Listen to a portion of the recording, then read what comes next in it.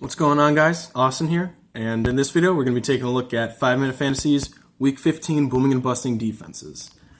So my start of the week I'm going to say is going to be the Pittsburgh Steelers. I think that defensively they're going to be able to outplay Buffalo's offense so far. It's been pretty lackluster in terms of just total overall performance. Although the last week, several weeks, they've been performing relatively well, complimentary football at least. I'm going to say you're going to want to start Buffalo as well. I think that these are two defensive-led, offensively limited teams. The matchup, I think that Pittsburgh is going to get a few turnovers, a few really good sacks. I think that Buffalo is going to win the game, but I think that Pittsburgh is still going to be able to score a few pretty good defensive points, along with Buffalo as well defensively. I'm going to say you're going to want to start New Orleans going up against the Indianapolis Colts. After the Colts started out, I think it was 5-3. They've really slowed down since then. I believe they've lost 5 of their last 6 games. Not great. And then, New Orleans, who, they really know how to capitalize on, getting to the passer and, picking off, opportunistic interceptions.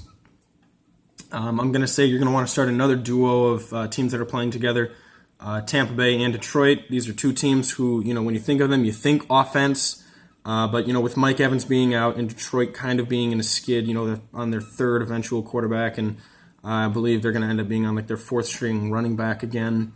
I think that, these two teams, I think that Jameis is going to have a few interceptions to throw to Detroit, and I don't think that Detroit's going to be able to score very much.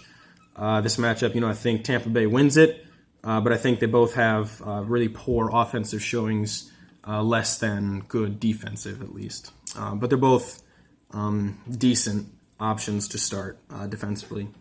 Then for busts, I'm going to say you're going to want to sit Carolina. They're going up against Seattle, and I know that Carolina, they've had a pretty solid defense up until this point, but, especially without Ron Rivera, a real veteran tough guy in the room, helping organize things for this team. I don't think that they're going to be able to do a lot of the things that they want to do in the game defensively.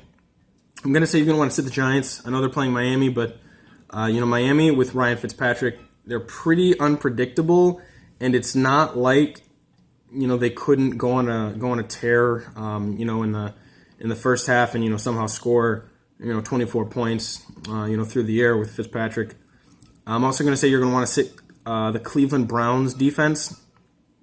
Like I said, they haven't really been the same since Myles Garrett went out. And Arizona's a team that doesn't turn the football over. And, if you don't get those opportunities as a limited defense already, not getting any turnovers really is not going to help your case there. And then my last team to sit, I'm going to say you're going to want to sit Chicago. I don't think that they're going to be able to do what they want to do, at least what they've been doing the last couple weeks against this Green Bay team. They've had a better set of performances the last couple weeks now that they're kind of like re-believing in their team. I think they lose this game. I don't think that, Aaron Rodgers really blows them out, but I think that, Aaron Rodgers doesn't turn over the ball. Aaron Rodgers, all he needs is a little bit of time and he'll be able to get rid of the ball. I think that there's going to be a nice Aaron Jones day too. That's going to allow Aaron Rodgers to avoid getting sacked. So, sit Chicago this week going up against Green Bay.